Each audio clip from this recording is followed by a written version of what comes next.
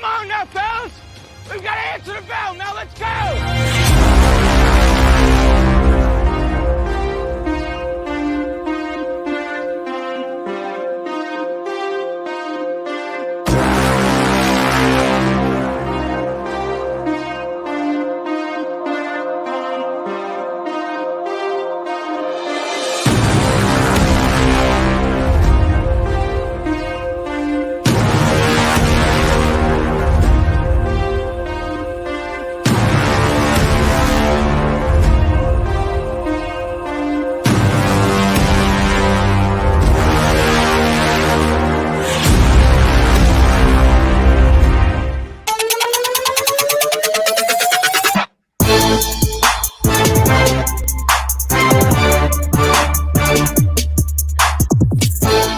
Afternoon. Welcome into Main Street Sports Today, presented by Mid-Tennessee Bone and Joint. I'm Chris Yao, joined by Maurice Patton on this wild and wacky Wednesday. It is a little wild, a little wacky, and coming to you from parts unknown around the world.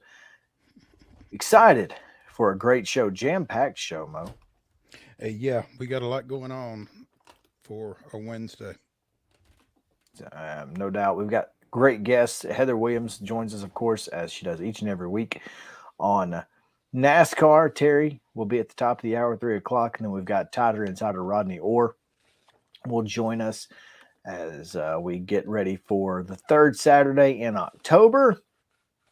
And, of course, we've also got a little WNBA to talk about as the finals and number,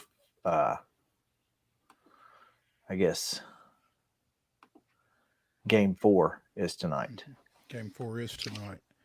The Ace is looking to close it out tonight. So, yeah, but they're going to have to. They got a tough road to hoe. Well, they got some stuff that they're dealing with. Yeah. So Willie Ramirez is going to help us kind of sort some things out at the toward the end of the show. Who covers the Aces. So looking forward to that.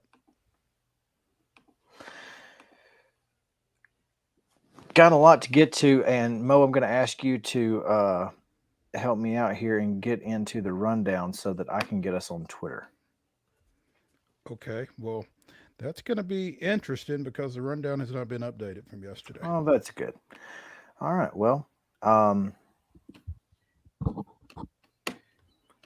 anyway. Y'all look good, though. Well, there you go.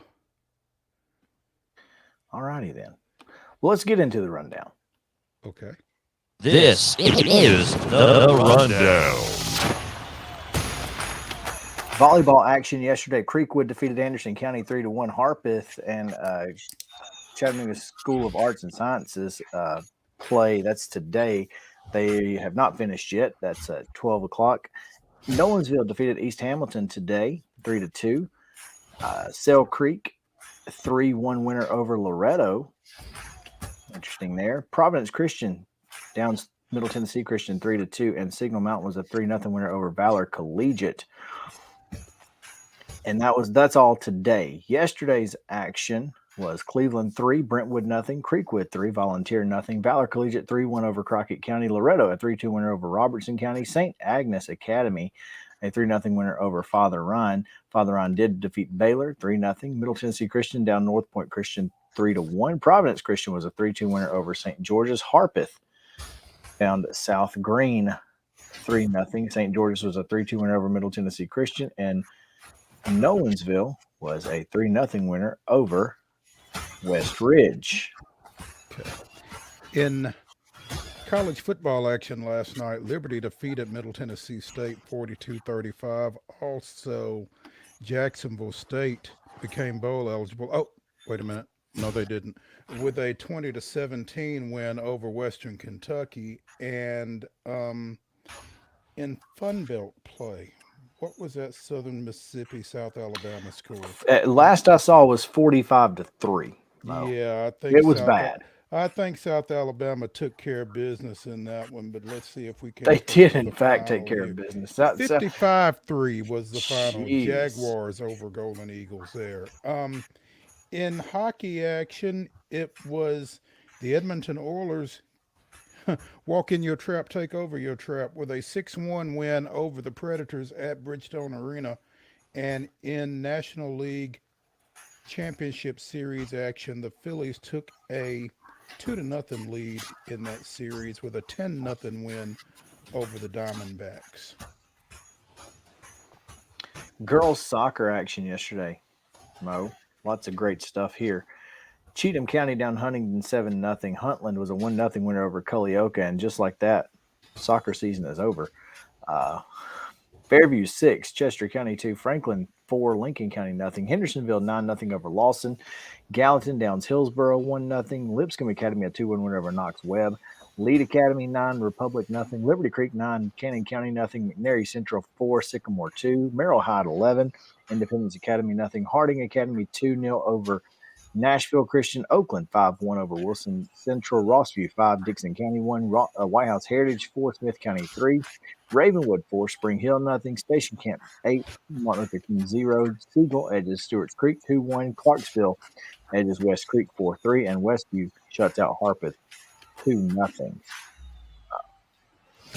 Tonight, Today, yeah, in Major League Baseball action, the ALCS resumes in Arlington with the host Texas Rangers looking to close out Houston. That's a 7:03 start on FS1.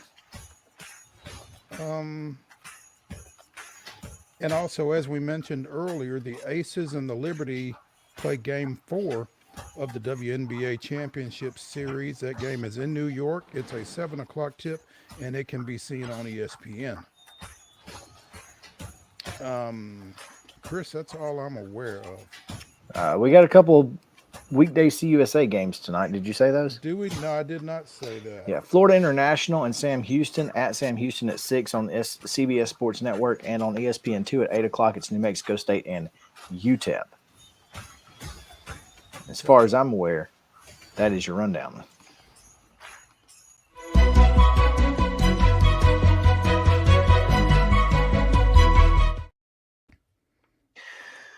All right. Top Chris, story. before we get into the top story, you mentioned that there's a CUSA game on CBS Sports Network tonight. I'm going to read you what my screen said last night when I tried to turn on the tail end of Liberty and Middle Tennessee State. Sorry, this video is not available to view based on your TV subscription. Please contact your TV provider for more information. What does that mean? It means CBS Sports Network is not in your cable subscription, I guess. Well, I don't have cable. Well, I mean, in your DirecTV or whatever. Mm-hmm. That's interesting, because I've watched stuff on there previously. Well, that actually happened to me, I want to say, when was it? A couple weeks ago. Mm-hmm. I guess Dish Network was having issues or something. Mm. And so that kind of screwed everything up for me a couple weeks ago. So that's all I know. It was pretty frustrating. And I don't know that it was anything you could have done or did do. Mm-hmm. Yeah. All right. Well, cool. Top story is brought to you by our friends at Piggly Wiggly in Neely's Mill Shopping Center in Columbia. Make sure to go see the fine folks over there, and they will take care of you. So let's talk a little bit about our top story. We were sent the Tennessee Sports Writers Association College Players of the Week yesterday. So let's dive in there. We can run through those. Tusculum quarterback Matthew Palazzo. Hey, we've had him before, I think. This is not the first time. Yeah, because there was an Enrico. Yeah, he was the player of the week to end September as well. So this guy's getting it done. Was responsible for 4 touchdowns, 3 passing, and 1 rushing in the Pioneers' 35-7 win over Virginia Wise. Threw for 314 yards, his second 300-plus game in as many weeks. With touchdown passes of 73 and 70 yards. Defensively, Vanderbilt's defensive back Jalen Mahoney finished with 16 tackles, a career high, in the Commodores' loss to Georgia over the weekend. So Tusculum's Matthew Palazzo, Vanderbilt's Jalen Mahoney are your offensive and defensive players of the week from the Tennessee Sports Writers Association. In men's soccer, Trevecca senior forward Marlon Grossman had a hat trick in a 5-3 win over Ohio Dominican and scored the game winner in a 2-1 win over Malone. So congratulations to Marlon Grossman. On the women's side, Sewanee forward Brianna Fee recorded a hat trick in just 16 minutes of the Tigers' 4-0 win over Millsaps. Also had an assist in their 3-0 win at Birmingham Southern. Sewanee has now gone 12 straight unbeaten. So they're rolling. And in volleyball, Trevecca's Emma Titus had 20 kills, at least 20 kills in each of their 3 matches at the Midwest crossover. 27 against Northern Michigan, 20 against Illinois Springfield, and 20 against Upper Iowa. Average 22.3 kills with a 248 hitting percentage. Also averaged 8 digs and had 9 total blocks. So again, your Tennessee Sports Writers Association's Players of the Week. In football, it was Tusculum's Matthew Palazzo and Jalen Mahoney. In soccer, it was Trevecca's Marlon Grossman and Sewanee's Brianna Fee. And in volleyball, it was Trevecca's Emma Titus. Congrats to all. All right. Congrats to them indeed. Emma Titus also a 2-time winner, by the way. Yeah, look at there, look at there. Exactly.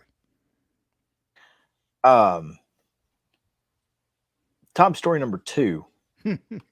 Cool stuff over at the Nashville Public Library. If you haven't had a chance to get over there, they have a new exhibit on the second floor featuring photographs of mid-1980s women's basketball from Vanderbilt from the Nashville Banner Archives. How cool is that? It's pretty cool. It's very cool. I mean, those are some teams. Yeah. And that's solid. You go back into that era of women's basketball in general, it gets really, really, interesting if you're, looking at photographs from that era, just from anything. But obviously basketball was a different looking sport back then. Yeah, for sure. I think they were probably, if I had to guess, they may have actually been wearing short sleeve shirts. Most likely. If I had to guess, it's like, wait a minute now. Let me see here if I can find. There's Vanderbilt women's basketball on Twitter.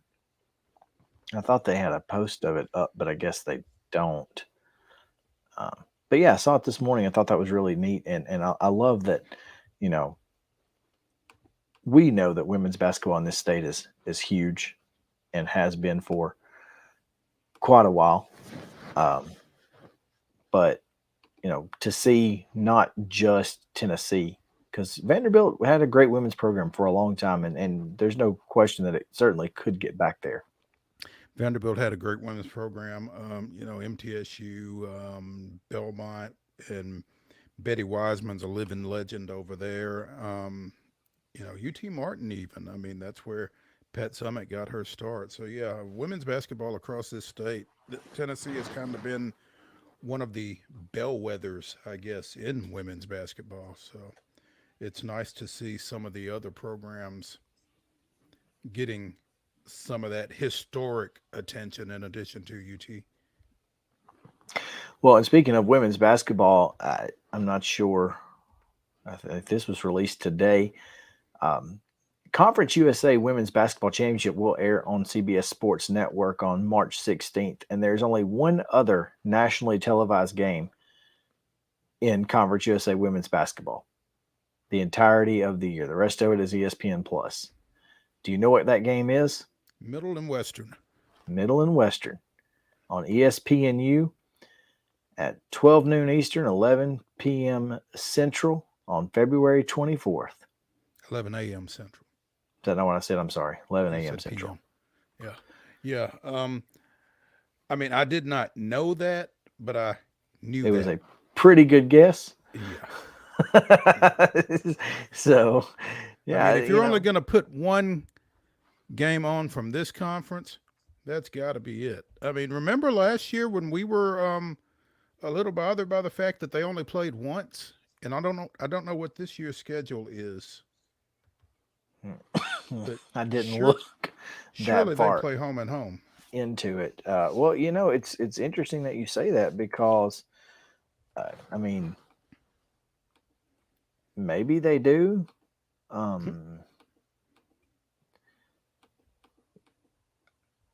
don't say yes, they do. Okay. On February 3rd. So February 3rd and then February 24th. They will play. February 3rd at the Glass House. That's correct. February 24th up there at what is that? Diddle Arena. Of course it is. Of course it is. I don't.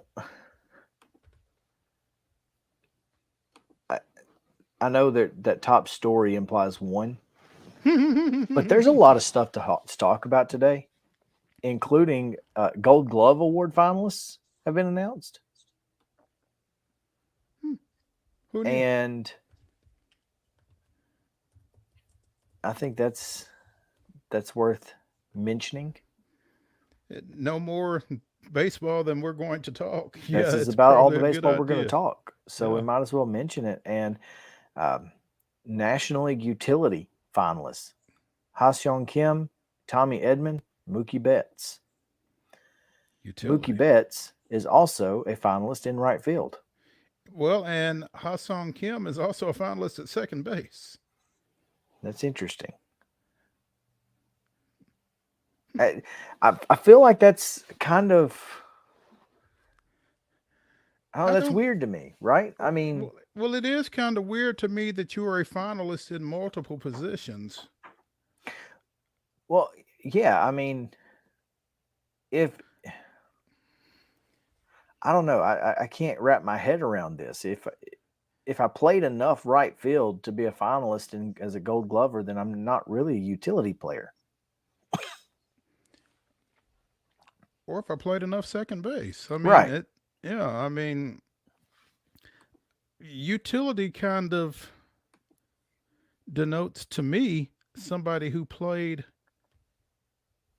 a lot of different positions, but not any one. I don't know. I don't even know that I like a utility player for Gold Glove.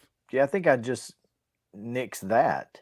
Yeah, I'm not sure I like that category, period.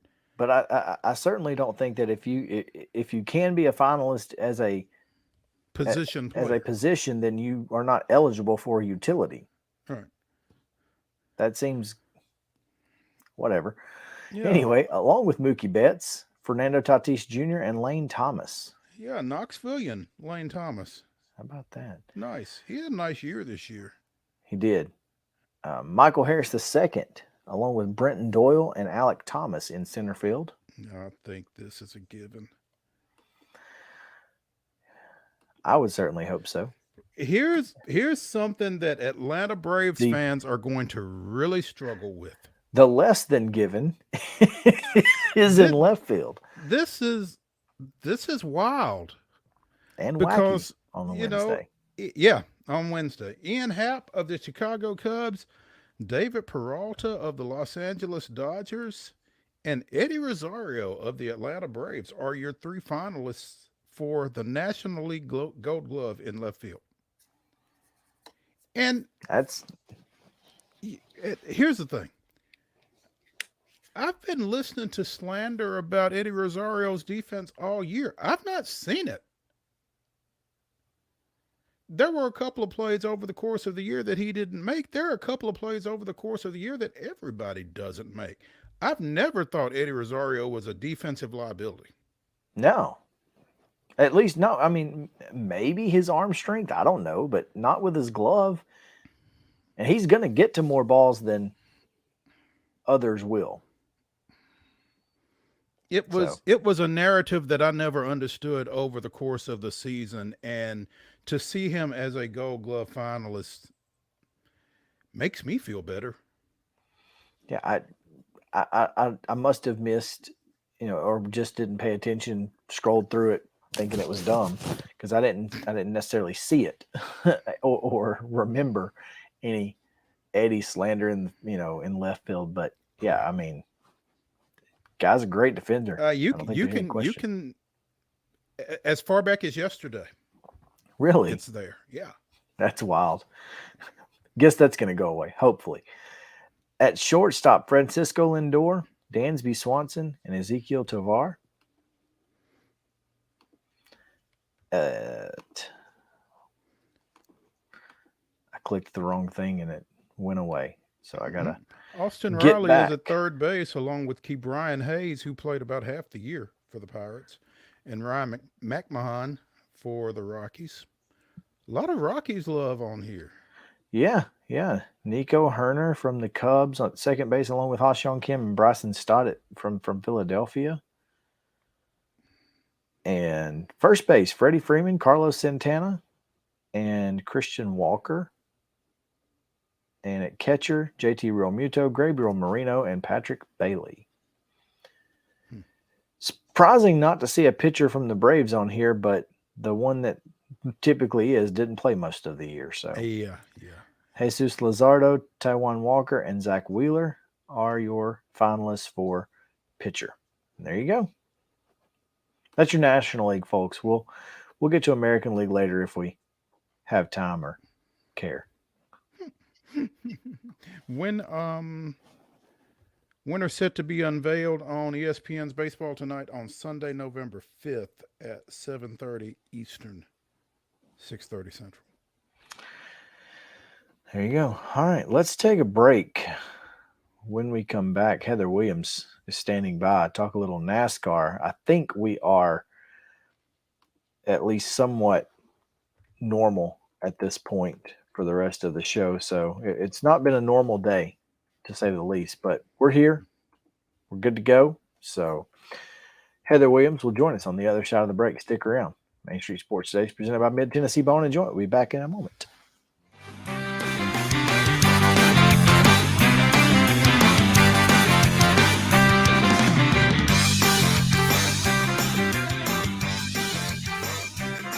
Mid-Tennessee Bone and Joint treats your orthopedic injuries and existing conditions. Our trained physicians will get you back in the game faster. Contact us at 931-381-2663 or www.mtbj.net.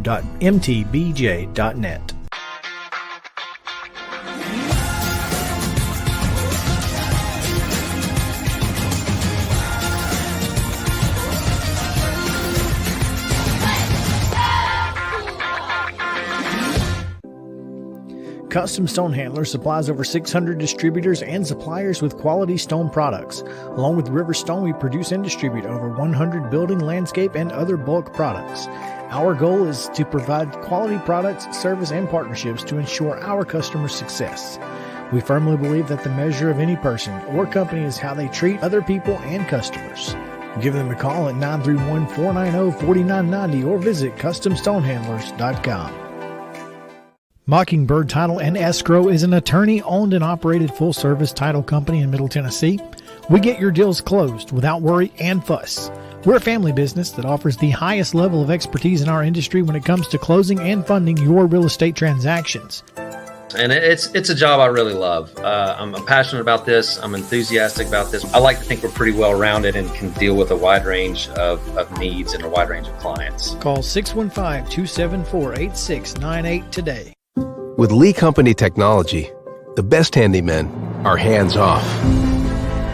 Lee Company techs have been using visual findings and other smart technology tools for years to add transparency and virtually take customers along. You see what we see, whether we're in a crawl space or on a roof. With Lee Company, technology helps us help you, no matter what's happening in the world or at your house. Piggly Wiggly, located in Neely's Mill Shopping Center, is Columbia's locally owned and operated Cost Plus 10 grocery store dedicated to serving the community with low prices and smiling faces. Piggly Wiggly offers fresh, hand-cut meats daily as well as daily hot plate lunches from their deli counter. You're certain to see smiling faces and a helping hand when you're here at Piggly Wiggly. Come by and check out our fresh produce, high-quality meats, and more. Down home, down the street, we'll see you at the Pig. Mid-Tennessee Bone & Joint has been the official sports medicine provider for Murray County Schools for more than 40 years. We specialize in orthopedic service, and our Ortho Quick Walk-In Clinic lets you bypass the ER. Visit us online at www.mtbj.net.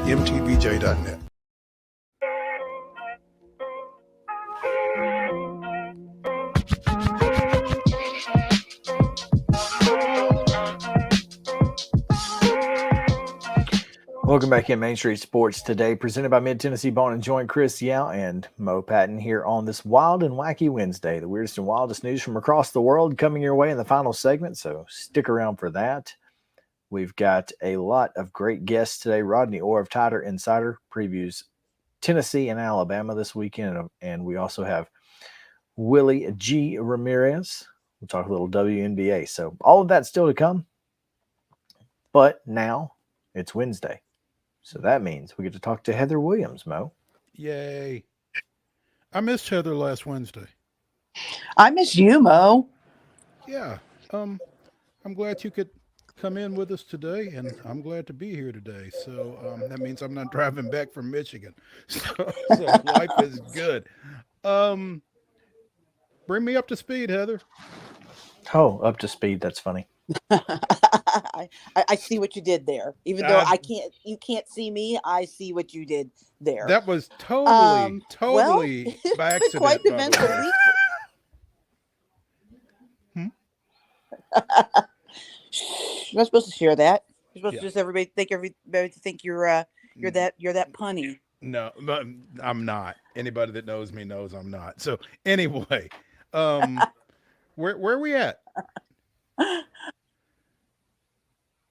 Well, it's been an eventful week. You know, the opening race of the final round of the playoffs happened over the weekend. Kyle Larson punched his way into the championship four, and we thought that Ryan Blaney was disqualified and was going to have a whole lot of work to do in the final two races. But then on Monday, NASCAR rescinded his disqualification, said that their equipment that they use to inspect the cars was off kilter or off specs, and so they gave him his points back. They gave everything back, said our bad, and we won't let it happen again. So I don't think that we have ever seen that happen in the history of NASCAR. It was wild for sure.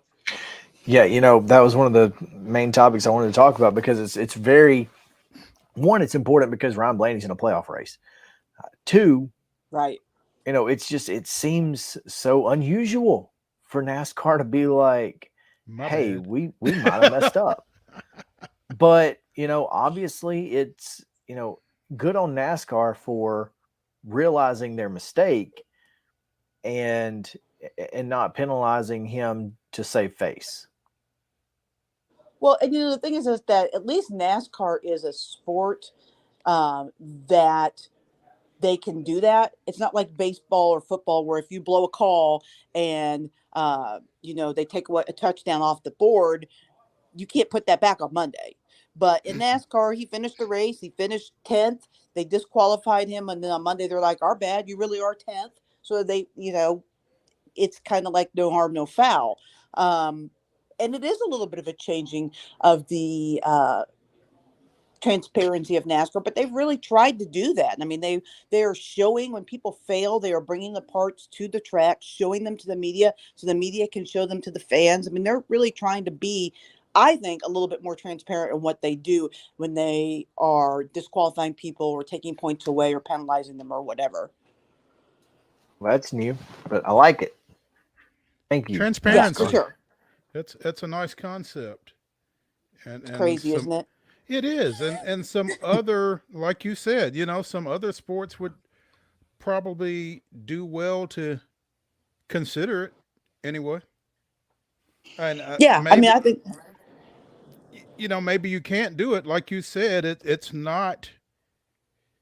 Other sports don't necessarily lend themselves to a fix like that, but you could at least acknowledge, hey, we screwed up. I mean, ask Vanderbilt and the SEC. I mean, they've got yeah. buku letters along those lines. Hey, we blew that. Nothing we can do about it, but we blew it. I mean, some other Right. folks Even if could. that's just putting the director of officials up in front of the media and let them answer questions about how they're going to keep that from happening. Because not only did NASCAR, give Ryan his points back, but they also, said we already have standards in progress right now and changes being made to assure that this will not happen again. And that's the second part of it, right? We screwed up and we're fixing it. Hell of a concept. Oh, that's crazy. I know. Heather, there is still not a new TV contract for Cup and Truck Series beyond 2024. And Sports Business Journal on Monday said that there's no timetable for an announcement. And apparently there's some growing thoughts that CW might actually be involved in this thing. Is that, or have you heard anything Well, about I potential think the thing with TV deals? I mean, I think that with the thing where CW gets into this is that it's my understanding that Fox and NBC still very much want to be a part of the deal for NASCAR, but they want to explore more of the use of the streaming platforms, Peacock and those kinds of things. CW, because Nexstar just bought that, and they're really starting to just develop that into a platform and acquiring properties. They're very interested in putting it on the CW. So that's over the air television that those others don't necessarily are offering. So I think that's why they're still in the mix. I mean, it's my understanding that the NBC and Fox are still very interested in being a part of the contract. It's just where those races fit in. Well, yeah, especially since NBC, got rid of the sports network and they moved some races over to USA and some, they want to use Peacock, of course, and it's, well, it's and I only got don't really 24 think million that subscribers, and I don't really think that it's really so much for like the races themselves. I think that they're all very content with having the races on Fox, FS1, USA, and NBC. But I think where it comes is practice and qualifying. They just don't have that kind of inventory as you're seeing next year with the Olympics are just having to take 2 weeks off. They don't have that kind of inventory for all of those events, especially when you start getting into football season. So I think, where does practice go? Where does qualifying go? Because NASCAR fans are very much used to those things being readily available. Moving them to a streaming platform, that's where I think a little bit of the question comes into play. Speed Network's no longer available, is it? Unfortunately, no. It's been a decade or so, probably. Gosh, I yeah, almost 2 now at this point. It's been a minute since Speed has been on the air, so I don't guess we can use them anymore. Well, it's interesting because, like you said, there's a thing about. Oh, that's good. Justin's computer crashed. There's a lot of NASCAR fans, who live in rural America, where broadband access isn't exactly available. Right. And so very much in my area that I live in covered, that is the case. Yes. Yeah. So streaming isn't something that may be, possible. Or at least not, Interesting. easily accessible. Right. Right. So we'll see what happens. All right. Let's talk a little racing because this past weekend obviously was I thought, I always think Las Vegas is good, and it was again, in my opinion. Yeah, lots of comers and goers, lots of drama. I mean, there were probably 5 or 6 cars that were the best all day, but there were definitely some cars that you thought, well, if they get track position, they might be able to mix it up and and make some noise. And there were some guys there at the end that maybe didn't um, didn't maybe have the strongest car all day, but they were up there at the end. I think the most fascinating thing about that race, because you just don't see this happen usually, there's at least one team that has trouble, is that all 8 of the remaining drivers were in the top 11 in the finishing order. I mean, that's crazy. That's guys really stepping up their game and really coming to play. And I think that's what is going to make this championship 4, well, I guess the 3 remaining positions in it, just really compelling, is that all of these teams seem to be performing when it counts right now. Yeah, Kyle Larson is certainly performing when it counts, getting a win over the weekend and solidifying himself into that final race. Yeah, and then the catbird seat, because I think they said something like 4 of the last 5 champions have been the winner of this opening round race of the playoff, the 3rd round, because the next 2 weeks he just has to show up and race. What difference does it make? None of the points carry over. None of what he does in the next 2 races mean a thing. All they're doing is working on their car for Phoenix, and they've got that advantage over the other 3 drivers that'll be in there. Yeah, I think you mentioned that last week, and you're exactly right. I mean, when you've got the ability to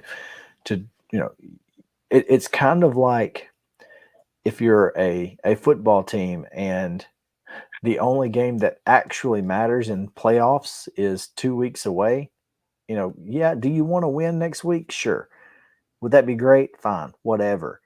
But half of my week is going to be spent preparing for the team that I have to beat, not the team that I, am just going to be playing between now and then. So, well, I think Joey Logano's crew chief said the other day I think it was on Sirius XM, that they spent no time working on their cars for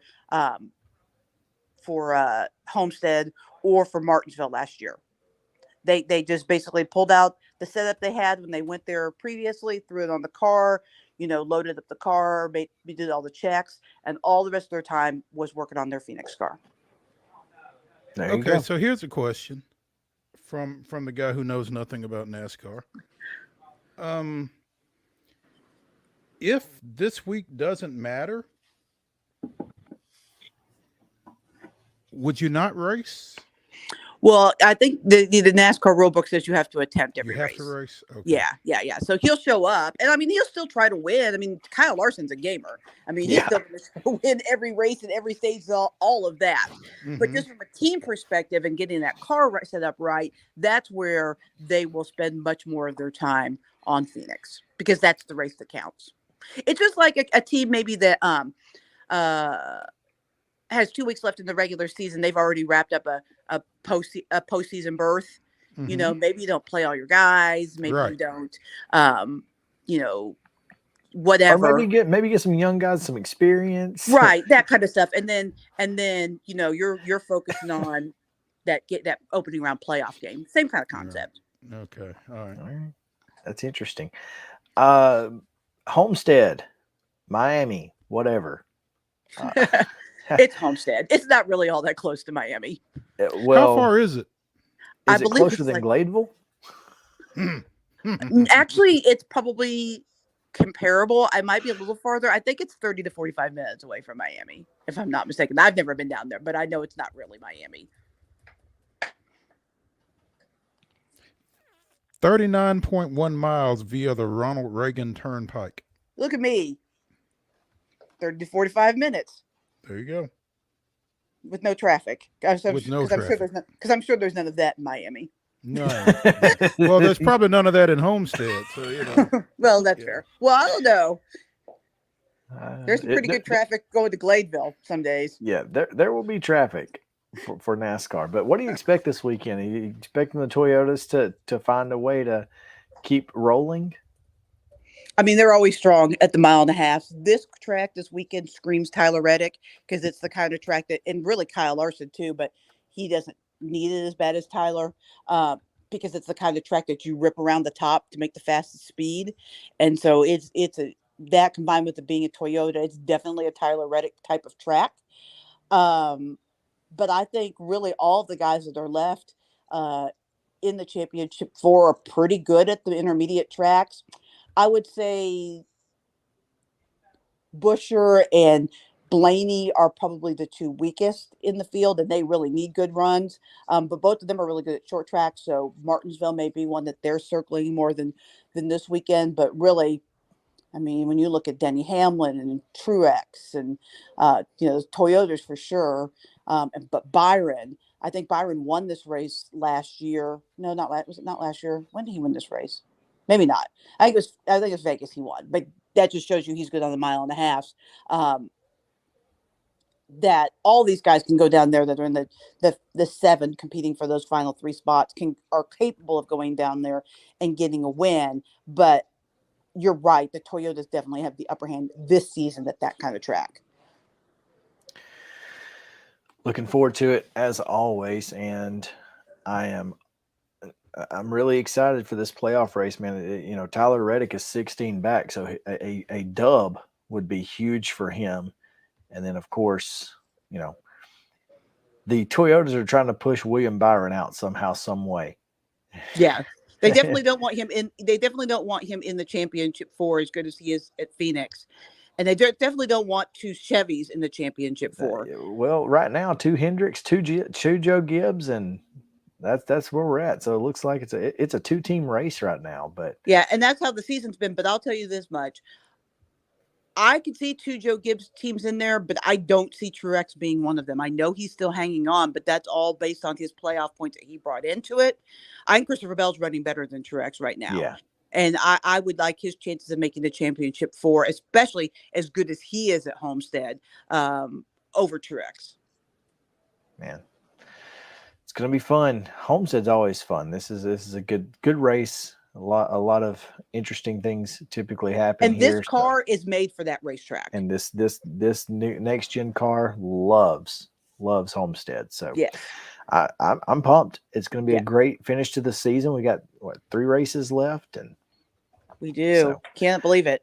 As sports seasons that we have continue to wind down. Oh man, that's unfortunate. But Heather, as always, we appreciate it. Look forward to seeing you again next week, talking about this one and the next one. Yep. We'll see you guys next week. Thanks, right. Heather. Take a break. When we come back, plenty of NFL news, but apparently a Titan was involved in a post-game skirmish last week. We'll tell you who and what happened. Fracas. Right after this on Main Street Sports Today, presented by Mid-Tennessee Bone and Joint. Stick around.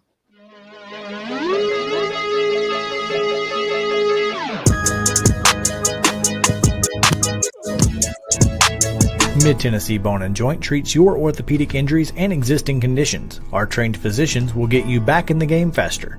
Contact us at 931-381-2663 or www.mtbj.net. With Lee Company technology, the best handymen are hands-off. Lee Company techs have been using visual findings and other smart technology tools for years to add transparency and virtually take customers along.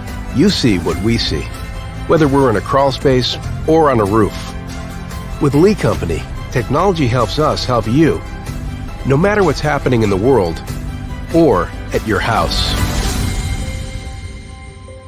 Jones & Lang Sporting Goods here in Columbia has been outfitting teams, officials, and anybody else from T-ball to college for 50-plus years. Be sure and check them out at 931-388-8060 or online at jonesandlang.com. Jones & Lang Sporting Goods, the look of a winner. Zion Christian Academy, zioneagles.org or 931-388-5731. You can schedule your appointment. Go tour their campus. It is beautiful over there, and you're definitely going to want to see it. Again, it's zioneagles.org. Give them a call, 931-388-5731, and schedule your tour today. Mockingbird Title and Escrow is an attorney-owned and operated full-service title company in Middle Tennessee.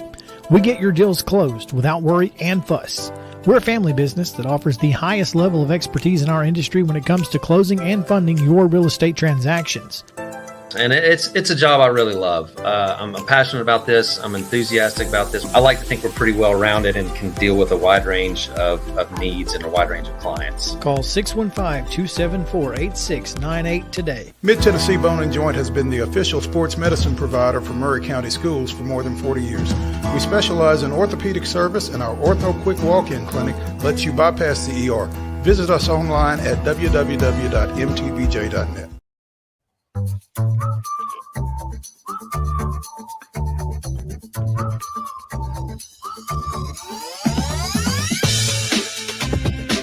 Welcome back into Main Street Sports today, presented by Mid-Tennessee Bone and Joint. Mo, it's Wild and Wacky Wednesday, so let's get into a little wild and wacky story here. Let's do.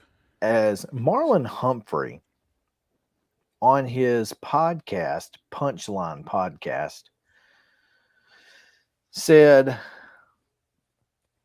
"Dude, I'm sitting there after the game. I jersey swapped a dude. I took my jersey off and I saw Jeffrey Simmons. He was looking straight-faced, helmet on. As soon as I turned my back, our guy starts yelling, 'Rodney, Rodney.' Rodney is our security guy's name. I turn around. Odell and Jeffrey are like fighting. I'm pretty sure Odell was grabbing his face mask. They had to get separated. Everything." Okay. Well, we saw the on the field issue where I didn't. Okay, well, But you didn't wake up early enough. I guess not. Was it early?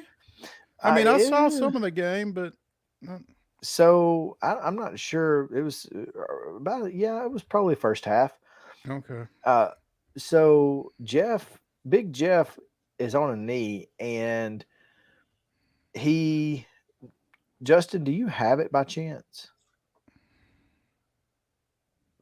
I was literally about to say I am pulling it up as we speak. Okay, let's just instead of me trying to describe it, I'm gonna let you see it. There's actually one. There's an angle that I just found that is not the usual one. It's kind of like you can barely see Odell. Oh yeah, I remember that now. He got flagged for that. Yeah, but I didn't put all that together. Yeah. Simmons got flagged. Yeah, that's what I'm saying. Yeah. But Beckham didn't get flagged for kneeing dude for kneeing Big Jeff. Right. Or getting pushed down. Yeah, looking at CBSSports.com, the altercation may have stemmed from Beckham looking to protect his fellow wideout, 2023 first-round pick Zay Flowers. Beckham likely didn't appreciate Simmons diving to tackle Flowers by his ankles after Flowers was already being held up by two Titans defenders. Beckham appeared to have kneed Simmons in retaliation on Flowers' next catch, and the defensive lineman retaliated by shoving Beckham in return. Now, I saw the shove, but I did not see or wasn't aware of any of the stuff leading up to that. So, okay, yeah, that's pretty egregious there by Jeff. I was about to say that shove? I've never seen No. that angle. Watch Jeff at the beginning of this clip. Right here. Yeah. Oh, he goes right at his knee. He almost got Molden there. Who's that, Molden? Travery? That's pretty egregious there. Guess he wanted to make sure he was down. Yeah. I mean, you can't see that's Odell. Not great. You can't see Odell knee him there. All right, there's an angle I'm looking for. But the actual angle of the I think it was on the next play that he kneed him. I don't think it was. It's right here because Jeff pushes him down right after that. I'll find that. CBS is wrong. It wasn't on the next play. It was right after. It was at the same time. See right here, Odell knees Jeff. Jeff gets up, shoves him down, and it's interesting. For some reason, it's not. I can only find that one angle. I found it. I got it. It's available, but I don't know. Yeah, Kevin. If I could tell you how to say Ostriker, I would. Ostriker? Yeah. Yeah, but I don't have. Here it is. There you go. So you can see, at the beginning, Odell hitting him with the knee. And they actually kind of cut that part off. Mm-hmm. Yeah, they cut the Ostriker. Yeah, I don't know. All you see there is the shove. You kind of see his knee, like, yeah, I guess they had, yeah. I don't really know. But he certainly need him. There's no question there. But mad again, how many times have we heard during training camp somebody's getting in a fight with Jeff? It's just a matter of who. Jeff gonna fight. Yeah, maybe it's not the somebody's. Yeah, I mean Jeff going. He look. This is the kind of player he is. He's an aggressive player. He's a guy high strung. He's super high strung. He's going and he's going to give you 100% on every single play, whether it's training camp or the Super Bowl. And I think, for all of the don't do stupid stuff to hurt the team, I think Simmons gets a little bit more of a pass on a lot of that stuff than a lot of guys do, because I think Vrabel kind of relates to him. I think that's the type player Vrabel was. Well, absolutely. But also I think that you've got to have that guy on your team. You can't have a one, but you got to have him. Mm-hmm. You can't have 3 or 4 out there getting 15 yards every time you turn around, but you can have one. But I mean, they can't all be choir boys, as any number of coaches would tell you. Well, I mean, Deion Sanders will tell you what kind of defensive lineman he wants. So we had that discussion. So, yeah. I mean, he wants guys who play with that edge, who have that edge, whether it comes from football, home life, or whatever. That's the kind of guys they want, playing defensive line. You want guys who particularly will wreck at that people, position, who will wreck people and give zero care. Zero. None given. Yeah. Other interesting stories across the Shield. Roger Goodell had his contract extended through 2027. That's signed, sealed, and delivered. Yeah. Was there ever any question? Whether good, bad, or ugly. No, I don't think there's any question from, at least not from the NFL. No. Perhaps from, others, but not from the NFL. Also, it's kind of one of those deals where if not Goodell, who? Yeah, well, there you go. The devil does. It may be the better option considering Major League Baseball's predicament. So that's all I'm saying. Some NFL players, including Micah Parsons and others, are considering playing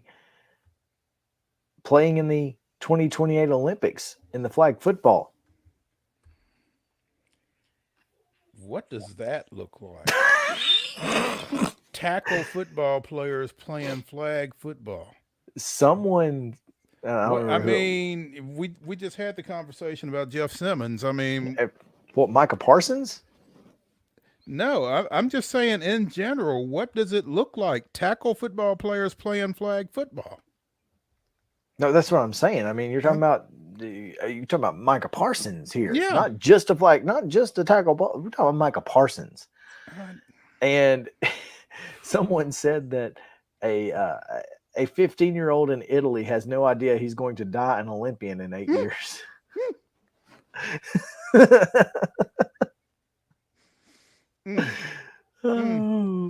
There will be so many my bads. It's not going to be pretty, but can you imagine Tyreek Hill playing flag football? No, honestly, can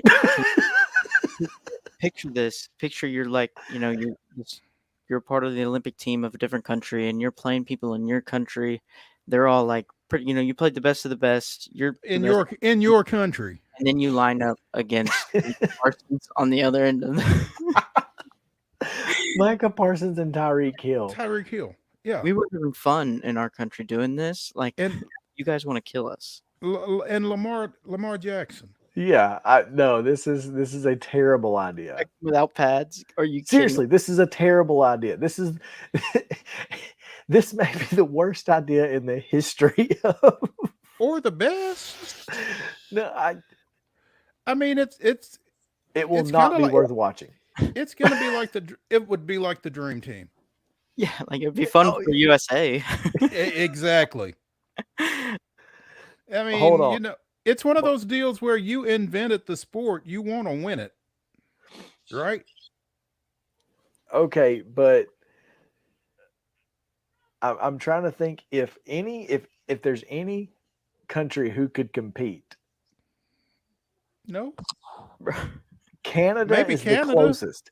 Maybe Canada is the Canada. closest because you would at least have Chase Claypool. You would have, do they want him as at you'd least have- 2 teams in the NFL have said no. Yeah, exactly. N'Keal Harry of the Minnesota Vikings. Chuba Hubbard, I guess, could play maybe. I just keep going back to the teams in small countries. No, so they're going to make a Disney movie of this. Jamaica's got a flag football team. This is not going to be good. They're pulling up. They're all high fiving. Like, let's go have some fun today. Okay, And Michael Parsons is like, I'm gonna murder you. This is not going to be fun. Yeah. Here's the bad part for Canada. The only quarterback that they have is Nathan Rourke, who just signed off the practice squad for Jacksonville. So you're saying they got a chance? All right. There's a chance. That's. Oh. God. I mean, if the U.S. wants to make a mockery of it, then sure, go ahead. But I don't know, man.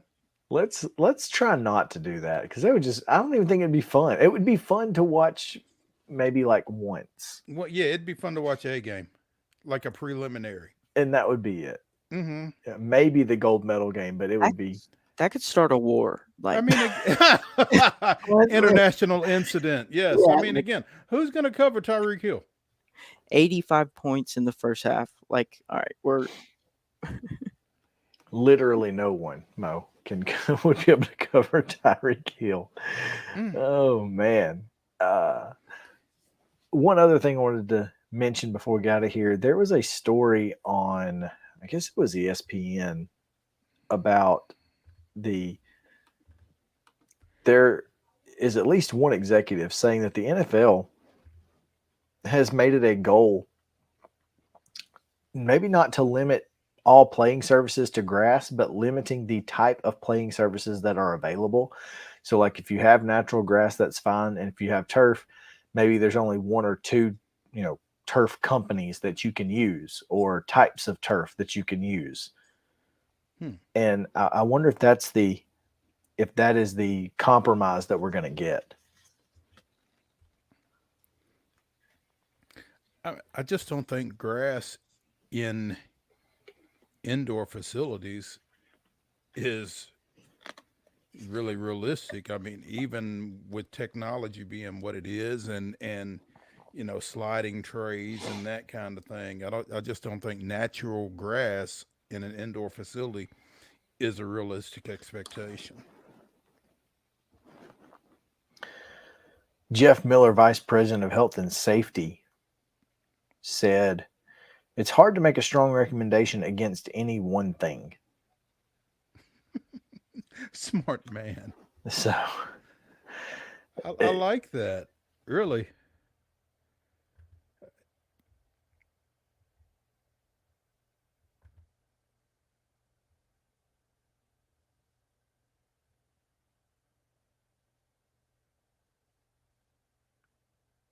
Is Chris frozen? Do we have a is Justin? I can hear you. I hear you and see you as well, Mo. Okay, so it's not us. It's Yao that's frozen then. I love screenshotting when this happens. Yeah, okay. I'll tell you what. Do we have Terry yet, Justin? We do. Okay. All right. Well, let's go ahead and go to a break. And in the meantime, maybe Chris can get thawed out. And when we come back, we will have Terry's top of the hour Titans report here on Main Street Sports Today, presented by Mid-Tennessee Bone and Joint. Stay with us. Mid-Tennessee Bone and Joint treats your orthopedic injuries and existing conditions. Our trained physicians will get you back in the game faster. Contact us at 931-381-2663 or www.mtbj.net.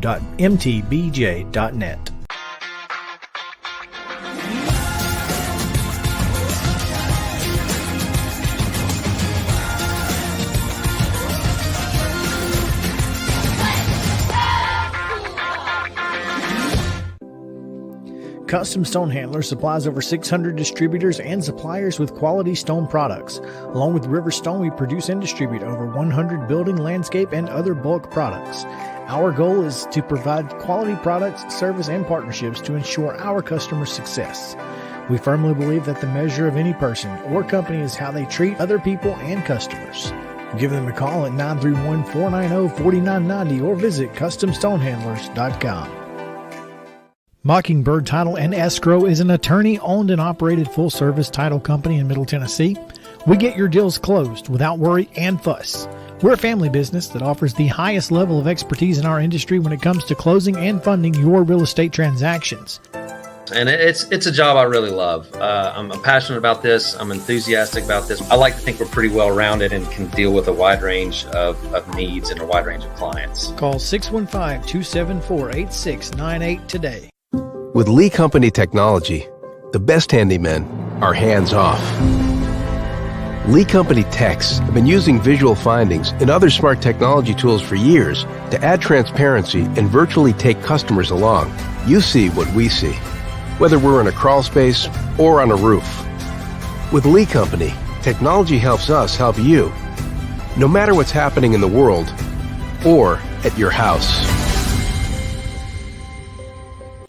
Piggly Wiggly, located in Neely's Mill Shopping Center, is Columbia's locally owned and operated Cost Plus 10 grocery store dedicated to serving the community with low prices and smiling faces. Piggly Wiggly offers fresh, hand-cut meats daily as well as daily hot plate lunches from their deli counter. You're certain to see smiling faces and a helping hand when you're here at Piggly Wiggly. Come by and check out our fresh produce, high-quality meats, and more. Down home, down the street, we'll see you at the Pig. Mid-Tennessee Bone and Joint has been the official sports medicine provider for Maury County Schools for more than 40 years. We specialize in orthopedic service, and our Ortho Quick Walk-In Clinic lets you bypass the ER.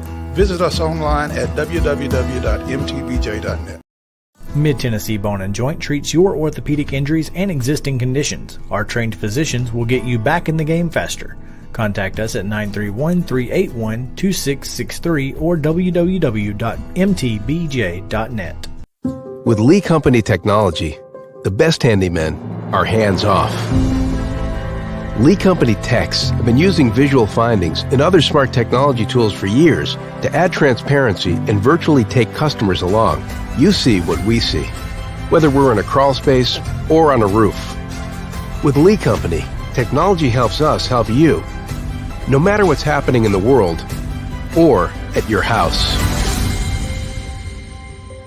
Jones & Lang Sporting Goods here in Columbia has been outfitting teams, officials, and anybody else from T-ball to college for 50 plus years. Be sure and check them out at 931-388-8060 or online at jonesandlang.com. Jones & Lang Sporting Goods, the look of a winner. Zion Christian Academy, zioneagles.org or 931-388-5731. You can schedule your appointment. Go tour their campus. It is beautiful over there, and you're definitely going to want to see it. Again, it's zioneagles.org. Give them a call, 931-388-5731, and schedule your tour today. Mockingbird Title and Escrow is an attorney-owned and operated full-service title company in Middle Tennessee. We get your deals closed without worry and fuss. We're a family business that offers the highest level of expertise in our industry when it comes to closing and funding your real estate transactions.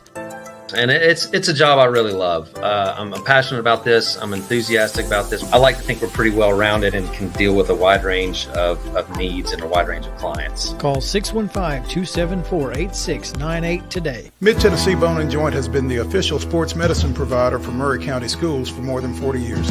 We specialize in orthopedic service, and our Ortho Quick Walk-In Clinic lets you bypass the ER.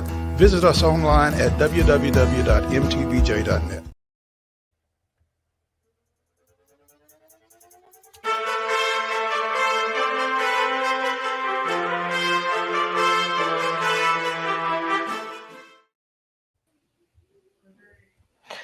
Welcome back to me. It's exciting to be back with you guys. Internet crashed. I'll be excited to go back and watch how that went down, because I'm like, okay, great. I was sitting there going, are you guys here? Hello?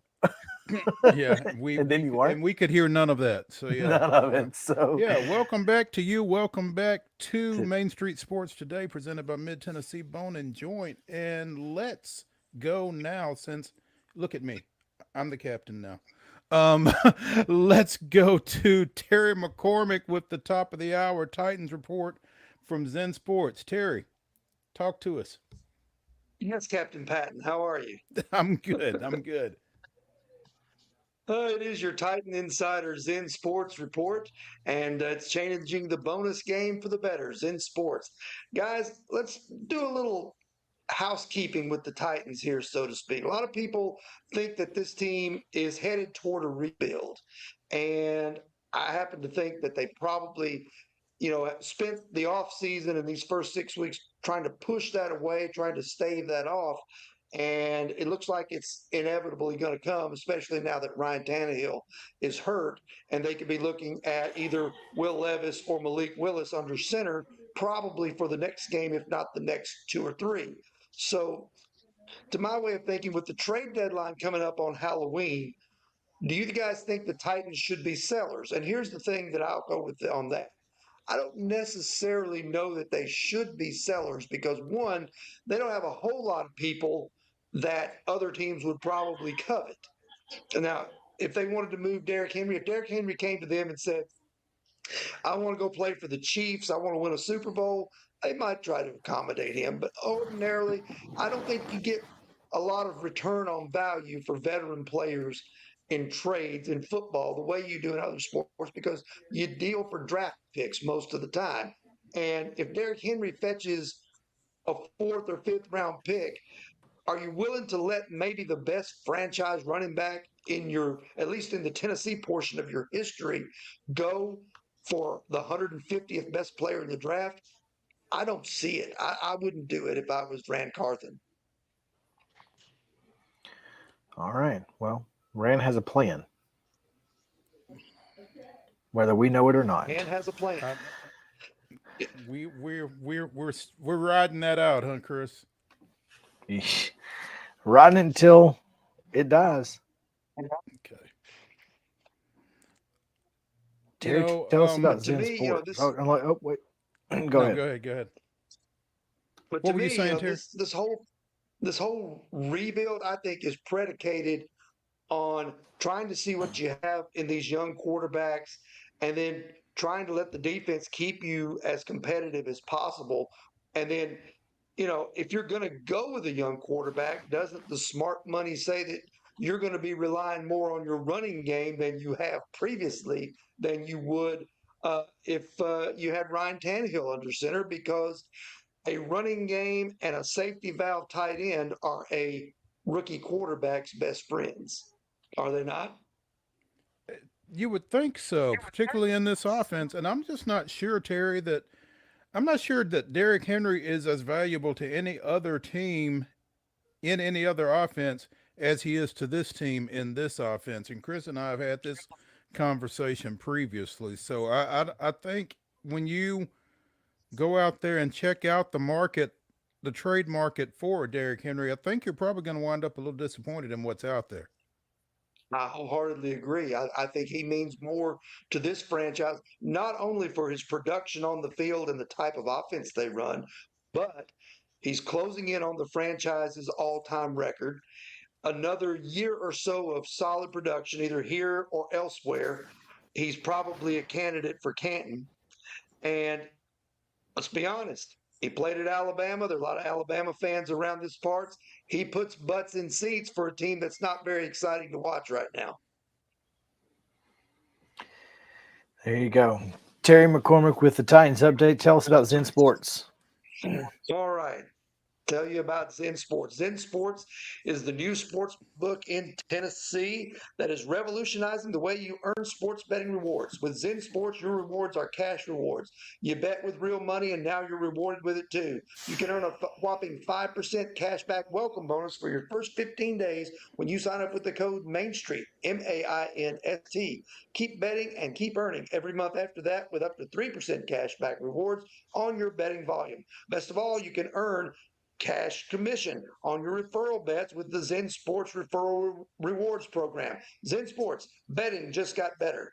Gambling problem? Call 1-800-889-9789. Terms and conditions apply.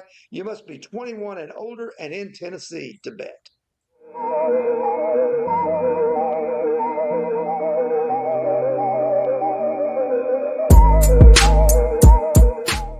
He shoots, and he scores!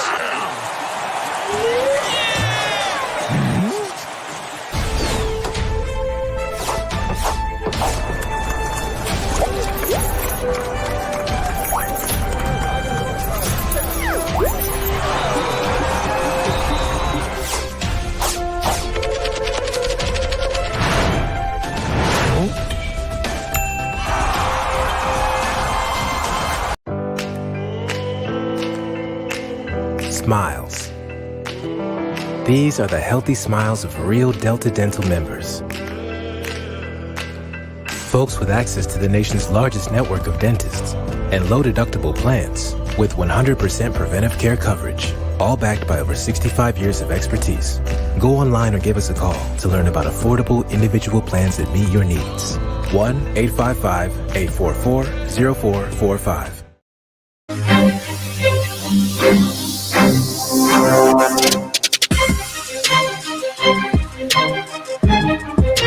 Welcome back in. Main Street Sports Days presented by Mid-Tennessee Bone and Joint. And I'm Chris Yao, and I'm joined by Mo Patton, and we are excited to have Tiger Insider's Rodney Terry joining us to talk a little bit about the third Saturday in October, which just so happens to be this weekend. Rodney, thanks for joining us. Hey, I appreciate you having me. Rodney, Jalen Milroe has been a topic of discussion on our show quite often here over the last few weeks, typically emanating from my counterpart. How well is he being received as QB1 at Alabama right now, heading into this UT game? Well, I mean, I think he's probably, he's been hot and cold. So I think he's been received hot and cold. I mean, it just depends on his performance. That's pretty much what he is. He's been sturdy. He's had some really, really good moments, but he's had some bad moments too. I mean, he's thrown some really bad interceptions at times. He's played a little bit better, protected the ball a little bit better this last game. Had a bad second half. I think he was obviously started out really, really hot. In that first half, had a big first half, threw for over 200 yards. I think it was in the first half. And the second half, he's really struggled. So I think it's been for him, it's almost been like a season, a tale of two halves. He plays well in one half, doesn't well in the other. So right now, that's pretty much the way he's been received. Well, and I've not been a big Jalen Milroe fan from day one. I didn't think he was capable of doing what he's done to this point, based off what we saw last year and what we saw early. But he has improved throughout the year, and I think this is a guy who probably gives them the best chance to win at that position right now. Would that be fair to say? Yes, on this team for sure. I mean, I think right now he is, and that kind of became evident earlier. I thought coming out of camp it was probably kind of evident because of the inconsistencies with the other guys, and again that Milroe's been inconsistent as well. Yeah, he has made some improvement, but again he's still making a lot of the same mistakes, from time to time. And but yeah, I 100%. I think you're right. He gives this team right now the best opportunity to win. How much of his inconsistency and at any point poor play, how much of that can be attributed to the offensive line? Because there are some question marks up there. Mm-hmm. Some, I think a lot of people try to blame a lot of it or most of it on the offensive line. Some of people try to blame it on Tommy Rees, the offensive coordinator. But honestly, I would say Rees has done about as good a job, in my opinion, as you could do, given some of the inconsistencies up front offensively on the line, and then also with Milroe. I think it's a combination, though, of Milroe and the offensive line. I mean, they've given up 31 sacks. I think somebody put that into perspective. if it keeps at this pace, they'll give up about 66 sacks on the year, which shatters the school record. But I would say this: of those 31, probably 15 or more or could be attributed to the quarterbacks. And I say quarterbacks because in that game against South Florida, Ty Simpson took a lot of sacks when he played the second half. But a lot of sacks of Milroe have been, on him. Holding the ball too long. Pro Football Focus actually had him 14th out of 14 in the conference among the quarterbacks in terms of how long he holds the ball, 3.4 seconds. And, that's just too long. You want to get it out of your hand under 3 seconds, and ideally around 2.5 or between 2.5 and 3. And he just holds the ball too long on many occasions. Now there are sometimes too, like I saw a play in this last game, you could see it from the press box, and the freshman left tackle, Caden Proctor, gets beat, and clearly he was beat. There's no doubt about that. But Milroe could have helped him out a little bit by stepping up in the pocket, giving himself some extra time to make a decision. Do I throw it? Do I go ahead and pull it down and run it? But he stepped back rather than stepped up, and he got hammered from the backside. So, again, I just think it's some inconsistencies there in both offensive line and, Jalen Milroe. That said, they're continuing to win. So I don't know if you want to say they're winning in spite of Jalen Milroe, but I mean, if it's not him that's getting it done, where is it that it's happening for Alabama to have the success that they're having to this point? Yeah, no, I wouldn't say they're, to be clear, I just wouldn't say that they're winning in spite of him. I guess I'm really just saying that perhaps, he's not really, certainly not what we've seen over the last few years in terms of Alabama quarterbacks. Just a lot of inconsistencies there, with that.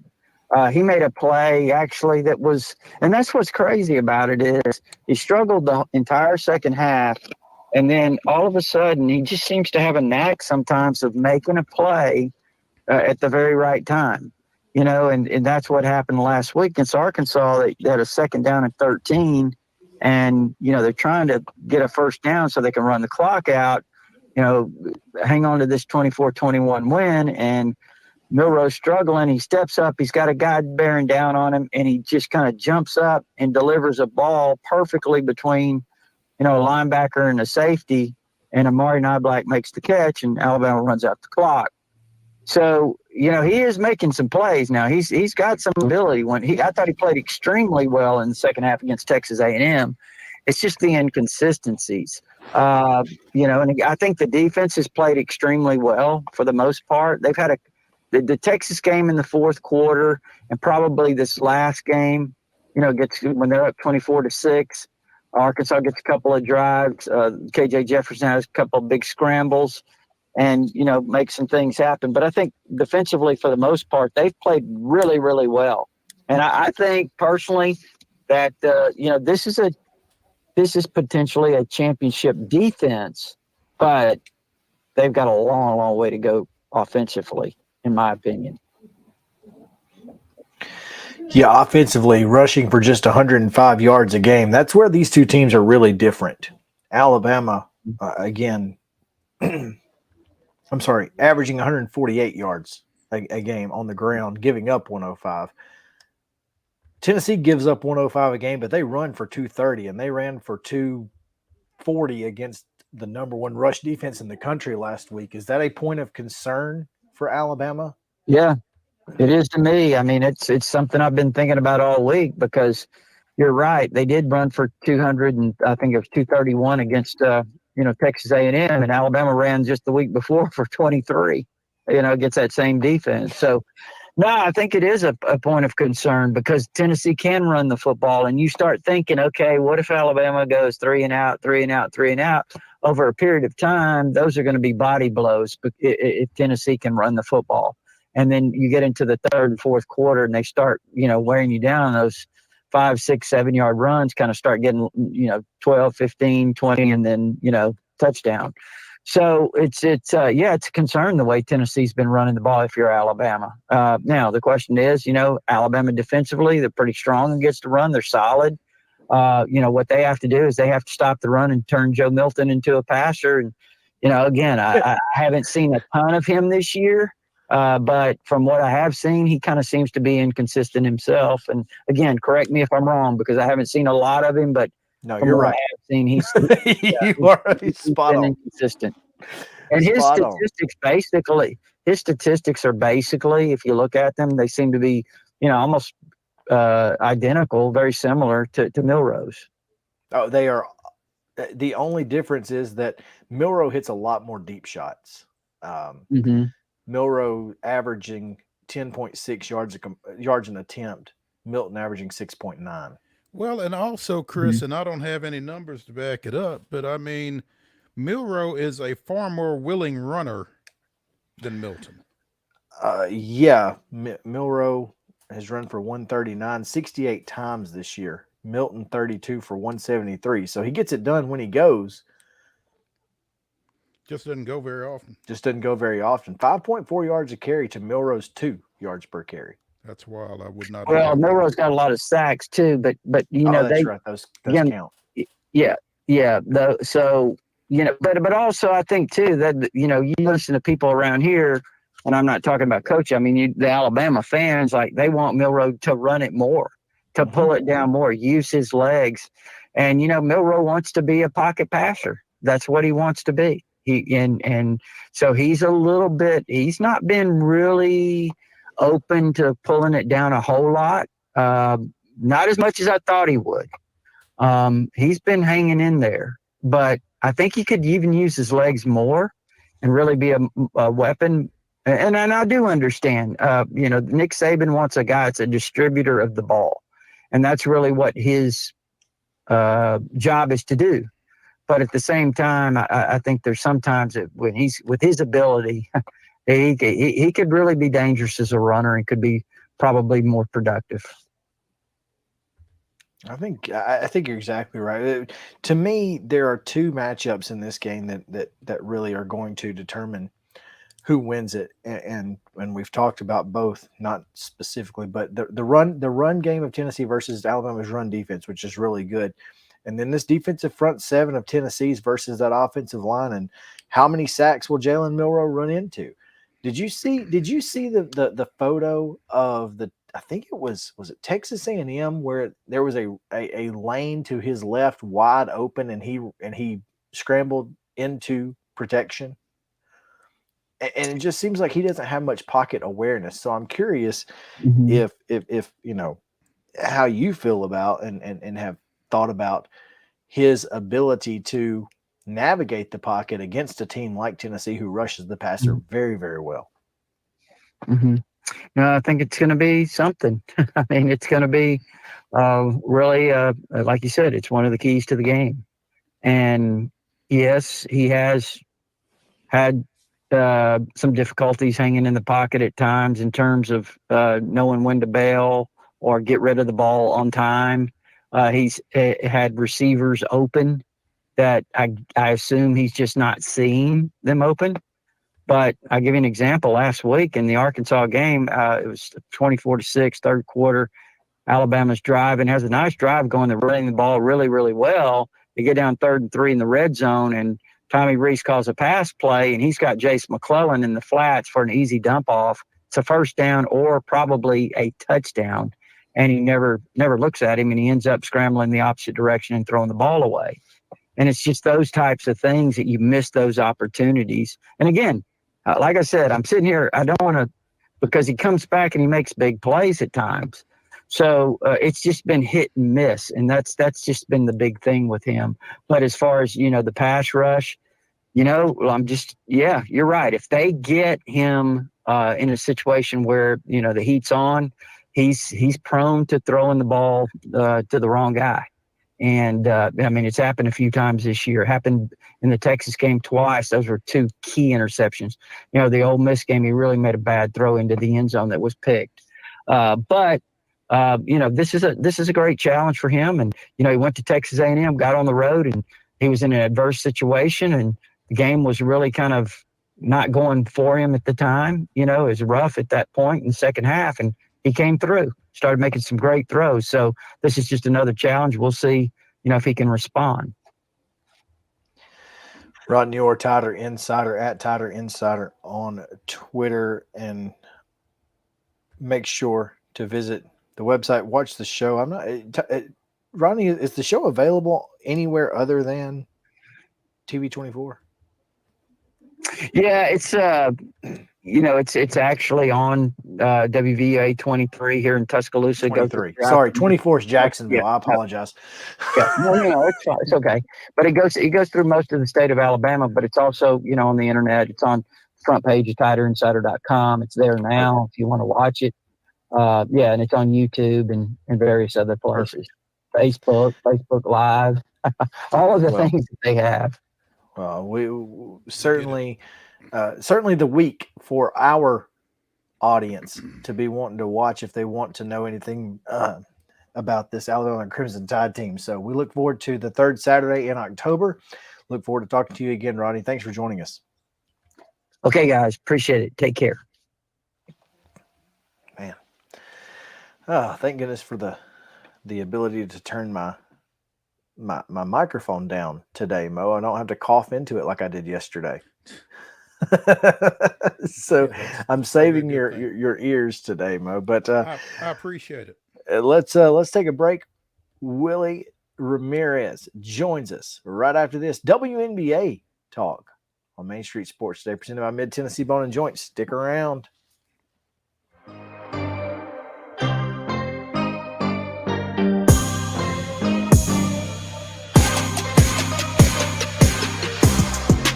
Mid-Tennessee Bone and Joint treats your orthopedic injuries and existing conditions. Our trained physicians will get you back in the game faster. Contact us at 931-381-2663 or www.mtbj.net.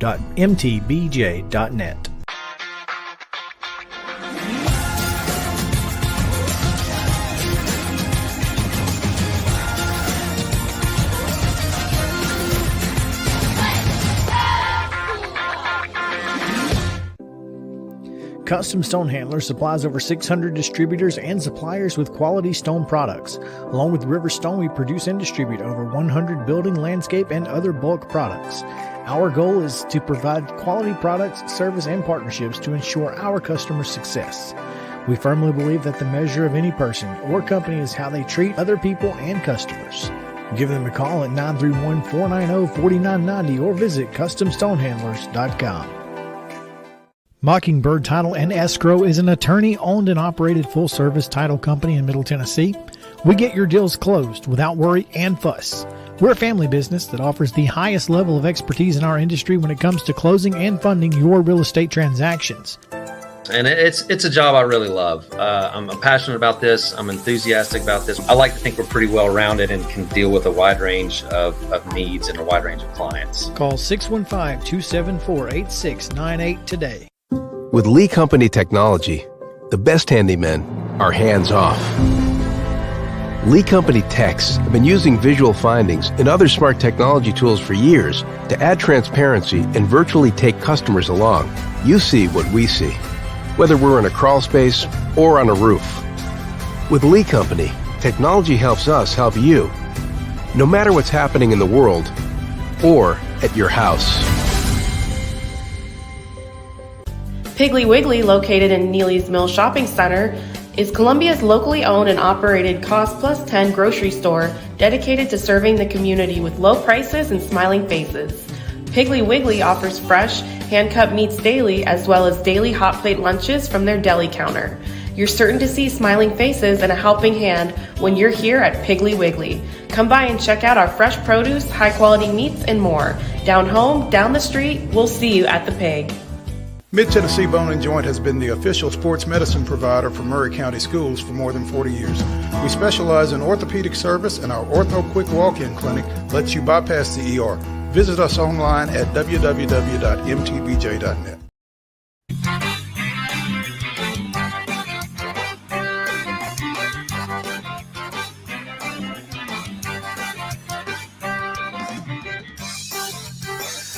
Welcome back in Main Street Sports today, presented by Mid Tennessee Bone and Joint. Chris Yao and Mo Patton on this wild and wacky Wednesday. Glad to have you guys with us as we continue on the show. Right now, Mo, time to talk a little bit about the WNBA, and we have a very special guest to do so. Absolutely. Willie Ramirez, who covers the Las Vegas Aces, joins us here on Main Street Sports today to talk about this series as we head into Game 4 with the Aces up 2-1, but down from a personnel standpoint. Willie, thanks for joining us, first of all. Yeah, thanks for having me on. Appreciate it. And, you know, what is Vegas going to look like without Chelsea Gray and Kai Stokes tonight?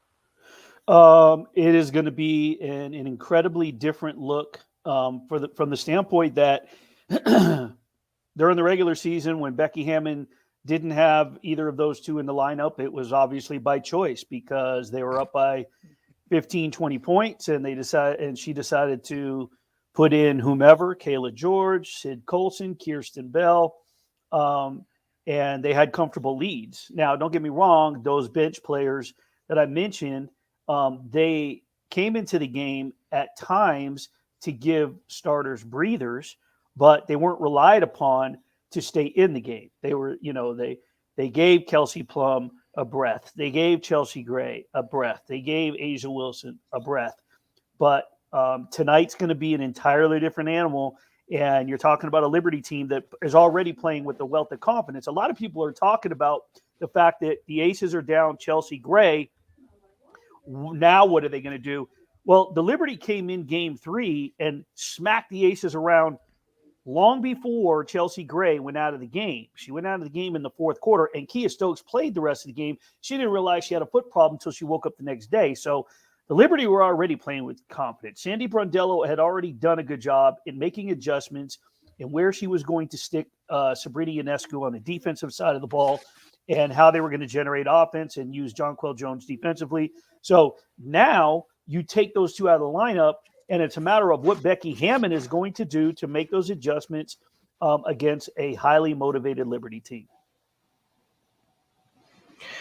You know, I was reading earlier, Front Office Sports at FOS on Twitter had a tweet from a story from Doug Greenberg that said that Game 4 of the WNBA Finals is tracking as a top 4 best-selling game, regular season or playoffs of all time. The top 3 games are games 3, 1, and 2 of this series. This has been as important of a series as the WNBA has ever had. Would that be fair? It's as important as you could possibly imagine for the league, but I think it was headed that way. And I think the one thing to keep in mind when you're talking about, women's sports as a whole, I literally, before I got on with you, I was just talking to someone with the PR with UFC. They're going to have some breaking news coming out of something major under that umbrella within the next 48 hours. And it has to do with women pro athletes. And what I can tell you is that, if you think about from a professional sports perspective, since the Women's World Cup, right? Look at the attention that has been paid to all of women's sports. The U.S. Open with Coco Gauff, the WNBA throughout the regular season, right? The World Cup, as I mentioned, UFC just had a fight night with the main card 2 women. Women's sports as a whole has it's not just grabbed the audience, at an advantageous moment in time. We're talking about professional women's sports hanging with the NFL, hanging with college football when the Red River rivalry is being played, or with Monday Night Football, Sunday Night Football, Thursday Night Football. Women's sports has, it's been here, but to a lot of people that didn't realize it, it's now arrived. So tonight is going to be amazing. And if the Liberty win, I can only imagine what Friday night in Las Vegas on the Strip is going to be like for the 5th and decisive game of the number 1 and number 2 team that everyone anticipated and hoped for 2 months ago, 3 months ago, 4 months ago, 5 months ago. Willie Ramirez joining us here on Main Street Sports today as we discuss the Aces and the Liberty Game 4, 7 o'clock tonight on ESPN. Willie, stepping away from the WNBA Finals for just a second, there was some other big news coming out of the league yesterday as the Phoenix Mercury named a new coach and was not universally received on a positive note, I don't guess. What are you hearing? What were your thoughts regarding Nate Tibbetts, longtime NBA assistant, getting that gig? Well, here's the thing. I completely understand everybody's argument, and I'm, of all people, I'm an advocate of women's sports. I went to the gym before I came on with you. I had to get my lift on so I could get that out of the way. I was at the gym and I was repping Lexi Brown from the LA Sparks, my girl from Athletes Unlimited. So, I mean, I'm a huge women's sports advocate, especially the WNBA. As far as the hire goes with Nate Tibbetts, I feel bad for the guy in a sense that this is a dude who probably deserves a shot somewhere. And this is a shot that he was taking. And I don't think that I don't think it was a vindictive and sort of an on-purpose slight toward anybody. However, I do understand where it appears that way. And I understand the gripe in that Nikki Blue deserved a shot. She took over this team that, I don't know how many times Brittany Griner, missed for understandable mental health leaves from the team. That's understandable with everything that she's gone through and the grind, the All-Star weekend, the media crush. I remember when they came here the first time, they had to take her out this back way, and it's the way that I exit the arena to avoid the crowd and slip out the back of the parking garage. We happened to leave at the exact same time. So, I mean, everything that she went through, I get it. Diana Taurasi was on the shelf. Skylar Diggins, whatever is going on with her, she didn't play the entire season. But Nikki Blue kept that team together and kept them motivated to even want to play, kept the composure of that team. She definitely deserved a better look at taking over that team as it moves into a sort of a new era with a facility being built, sort of being embraced by the Suns. So, I mean, I understand everything. I'm not going to hold it against the Tibbetts because hey, you know what? South Dakota has produced some great basketball talent. I mean, Becky Hammond, hello, she's from Rapid City, right? So I'm sure that this dude is well-deserved of a shot. Maybe he could have taken a different avenue, G League, Summer League, whatever it may have been. But that's the choice, and that's the avenue they went. I don't think it's a slight toward Nikki. I just don't think that they looked that deep into it and understood before they made the decision. But after the fact, when you look at it, the big picture, there are definitely some candidates they should have looked at, especially with that franchise. There's some history with that franchise. Diana Taurasi, known as the GOAT. I think that they could have probably done a better job with all things considered. The All-Star game is going to be there next year in Phoenix. So I get it. I understand why everybody has an issue with it. And again, with all the strides that women's sports are making, it almost feels like a little bit of a step back there. Maybe I get what you're saying, but I don't know if it's a step backward. I think it's just a step sideways. They just they stopped moving forward. They just moved lateral. You know what I mean? Because women's sports in WNBA is going to continue to move forward. The powers that be. I don't think this is a step back because this guy, Nate's not going to take over the team and with a mental mindset where it's anti-women. Obviously, that's taking a step back. That would define something like that. I think he sort of just stopped. It's at a standstill and they moved sideways instead of keep going forward. He's just going to really have to prove himself, and let's see what kind of staff he puts together. That's going to be important. He obviously would behoove him to bring in, some strong female assistants like in Seattle with Pokey Chapman. Just the different assistants you see around the league, people who are deserving of making that next step to the head coaching level. Willie, this is going back into tonight and this weekend. Just want to once again just say how much we have followed this Las Vegas Aces team, particularly without those two players. Who has to step up and make the biggest impact for Vegas to avoid having to come back home and win? Well, I think it's too easy to say A'ja Wilson because we already know what A'ja Wilson's capable of, and we know she's going to step up. You know what I mean? She's broken so many records. Her superlatives, they speak for themselves. I think more than anything, what you're going to have to see is Kelsey Plum's all-around game, because it's been something that they've relied on all season long in terms of her passing ability, her defensive ability, her shooting ability. Jackie Young is also a defensive stalwart, but Kelsey Plum is someone who can sort of not be a decoy, but she can draw the defense. And if she can dish to Jackie, who has a quick release, that was one thing I did a story on for AP, for the Associated Press, is that she worked on extensively since Becky Hammond got here during the offseason, was working on a quicker release, working on a different grip to get the release, get it off. So if those two can work in unison and Kelsey Plum can sort of inhibit that point guard mentality, something that Chelsea Gray sort of, obviously known as the point god, Kelsey Plum's got to be able to do it on both ends of the floor. And I think the onus, it's not all on her, because you also have to look at whoever Becky Hammond is bringing in. The three that I mentioned, Kayla George, Kirsten Bell, and Sid Colson. Sid Colson gets knocked a lot for, the garbage time player. The fans love her. She's a fan favorite, but she is a veteran in this league. She's on the player executive committee with the Athletes Unlimited. She knows the game well. She knows these players. She's a student of the game.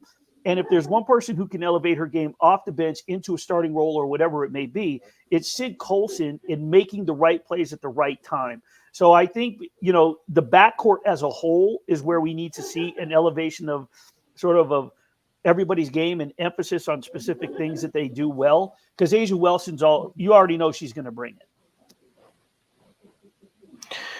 Willie Ramirez here on Main Street Sports Day, presented by Mid-Tennessee Bone and Joint.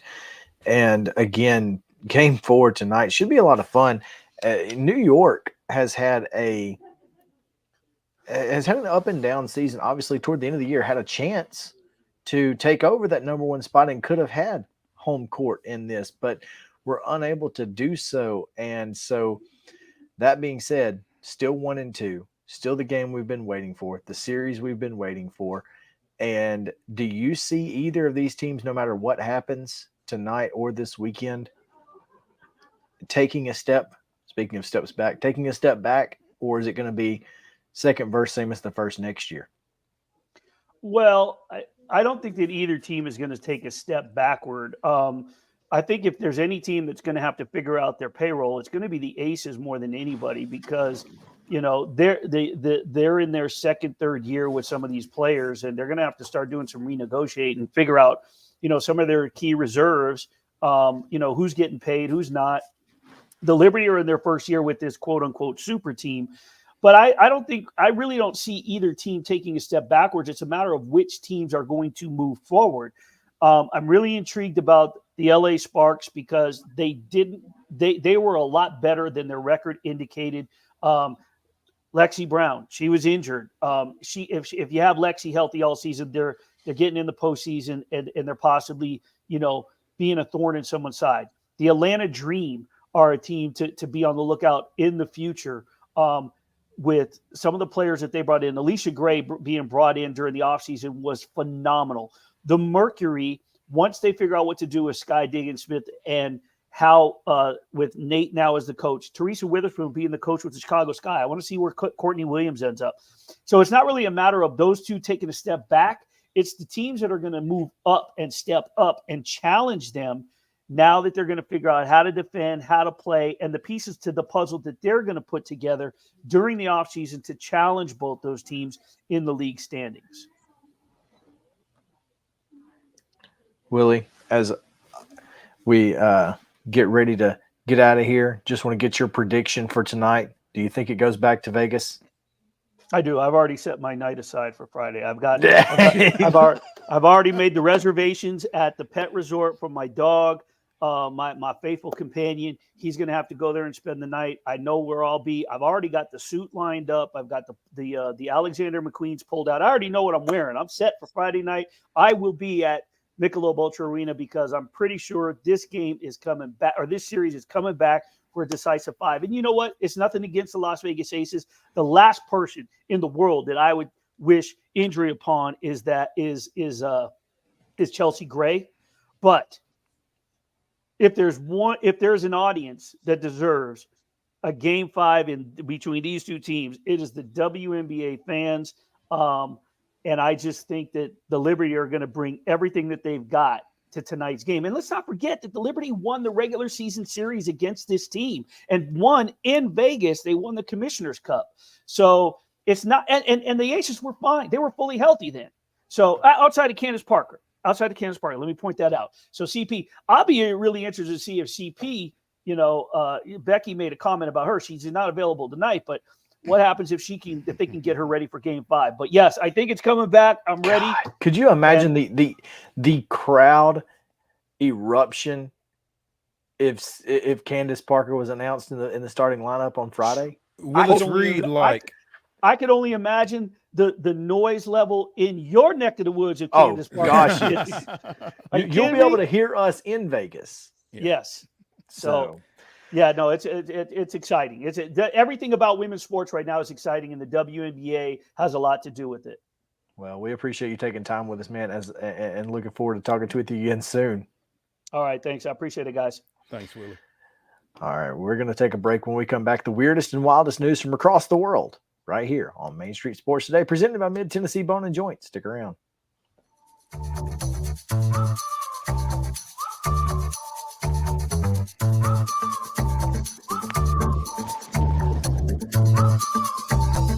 Mid-Tennessee Bone and Joint treats your orthopedic injuries and existing conditions. Our trained physicians will get you back in the game faster. Contact us at 931-381-2663 or www.mtbj.net.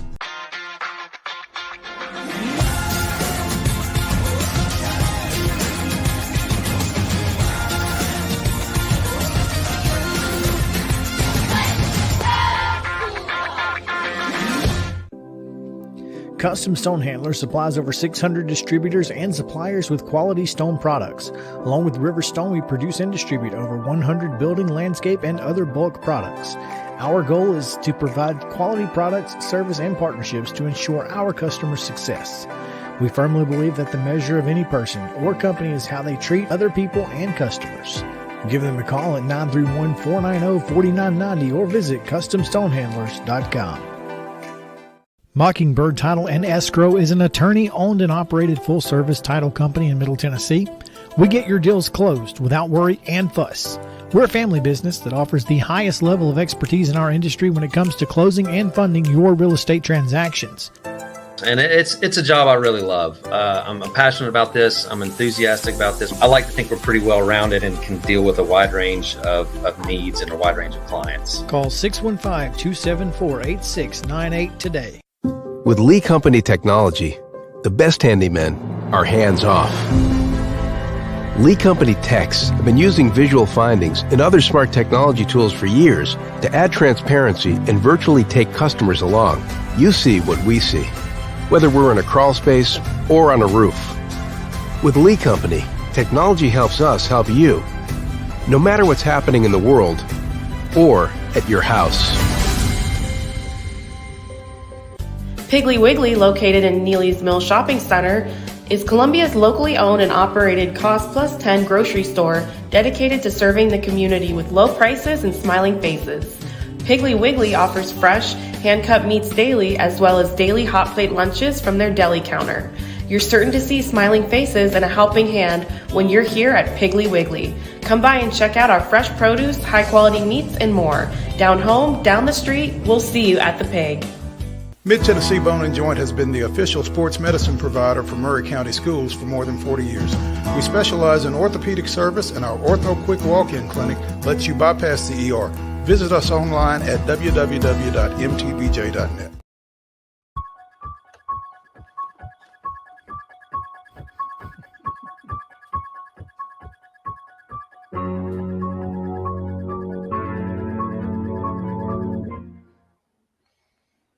felt like why not? Keep it. I was in. Look, it's good. That time of year. It is that time of year, so I was in for it. Welcome back in Main Street Sports today, presented by Mid Tennessee Bone and Joint. Mo, it's time now for the weirdest and wildest stories from across the world. And since we had Heather on earlier, I figured we might as well have a NASCAR story. One couple, Tori Lindsay and Nick Brindle, said I do at a pit stop at the South Point 400 NASCAR Cup Series race on Sunday. The Busch Light pit stop wedding was dubbed the fastest wedding imaginable, as it was held during driver Kevin Harvick's pit stop during the race. Wow. That's amazing. The couple could be seen getting ready in a short video backstage before walking toward the number 4 car's pit box and getting ready for their nuptials, which went down in front of 80,000 passionate fans. The bride wore a white NASCAR racing suit with a veil wrapped around her waist and carried a white rose bouquet decorated with Busch Light beer cans. Wow. Amazing. I'm sure that's exactly the wedding her mom expected her daughter to have. Oh my gosh. Oh goodness. And yeah, but her dad's going, I didn't have to pay for this, so let's go. Rock on. Yeah. There you go. Yeah. Oh my gosh, that is amazing. What a wild and wild scene it was. Yes. Oh, speaking of going fast, there's one person on this show who has certainly had a tendency to do such a thing. We won't say what kind of car Mo drives because we don't want folks, targeting him. But hey, be careful if you're in Savannah, Georgia. Is all I gotta say, because Connor Cato tells WSAV TV in Savannah, SAV. Well, they got lucky with that. Yeah, those call letters. I bet they meant to do that. Well, I'm just saying that they were available. You're right. He received a citation for getting pulled over in September driving 90 miles an hour in a 55 mile an hour zone. Can't be doing that. No. That's frowned upon in this establishment and most others. Yeah. Well, okay. They didn't like it very much because when they gave him the ticket, the figure in the fine portion read $1.4 million. I bet he won't do that again.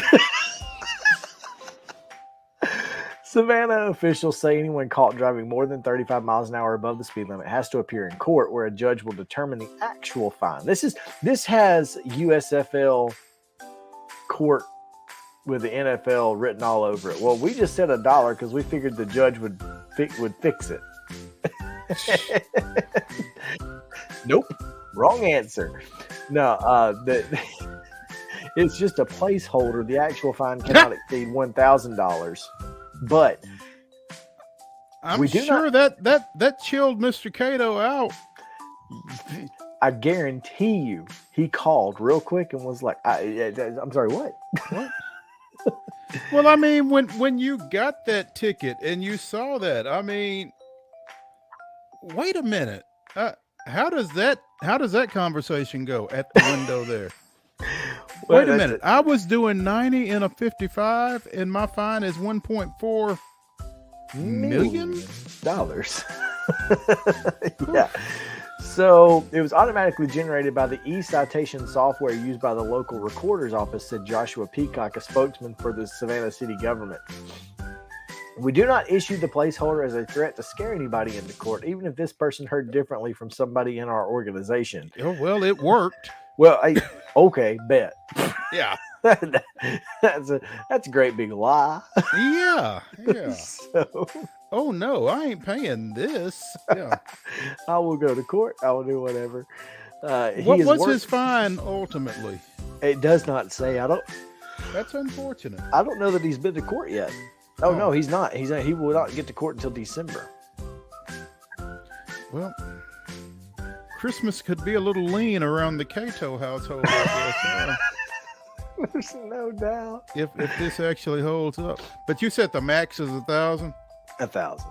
Oh, okay. Oh. So still more for drop. 90 and a 55? Yeah. That's I don't know, man. That seems a little harsh, even that. It does. I mean, it really especially does. because, like, look, Highway 50 in Columbia, it's a pretty straight road. It's pretty rural. There's not a lot of cars on it, and the speed limit is 55. Like, I could see you, like, not paying attention and just kind of keep creeping up, and next thing you know, you've hit 90. Because, I mean, I hit 65 on it today and was like, oh, crap, didn't realize. Well, I mean, more than 30 in Tennessee is reckless driving, right? Right. That's the becomes same thing. Yeah. It's the same type of problem. There's just 35. Speaking of reckless driving, a New York City don't be calling me out again. Lenny Rodriguez Cruz, 28, could be facing 25 years in prison for leading police on a wild car chase, crashing into several vehicles, and biting a sergeant who was trying to put him in a holding cell, according to Queens District Attorney Melinda Katz in New York. The police officer lost his left ring finger up to the first knuckle when a reckless driver, when Cruz bit him, prosecutors said on Wednesday. An officer patrolling the Jamaica section of Queens spotted Rodriguez Cruz driving a car with license plates that weren't registered to the vehicle. Tried to pull him over, but Mr. Cruz sped off, mounted a sidewalk, and drove through a park, scattering parkgoers as they ran to safety. He kept driving, hit 4 vehicles, including an unmarked police car that was part of a barricade set up to stop him. Well, it succeeded, at least, somewhat. The driver of one of the cars was treated at a hospital for several injuries.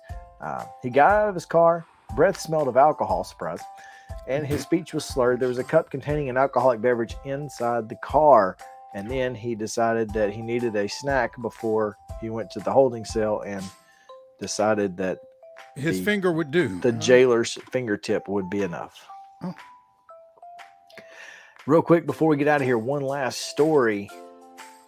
A Connecticut man who found a bag containing nearly $5,000 in cash outside of a bank claimed finders keepers. Had a criminal charge against him dropped on Wednesday after he gave the money back. But would you give it back? Where was it? Well, if they were getting ready to arrest me, then yes, I would give it back. In fact, you gotta be quicker than that. You almost had it. Oh man, well, that's gonna do it for Wild and Wacky Wednesday. Thanks for hanging out with us, guys. We appreciate it here on Main Street Sports Today, presented by Mid Tennessee Bone and Joint. Back in studio tomorrow with more. It's Preps Thursday, plenty of prep football to talk about. So come back with us, and we appreciate it. Have a great day. Until then.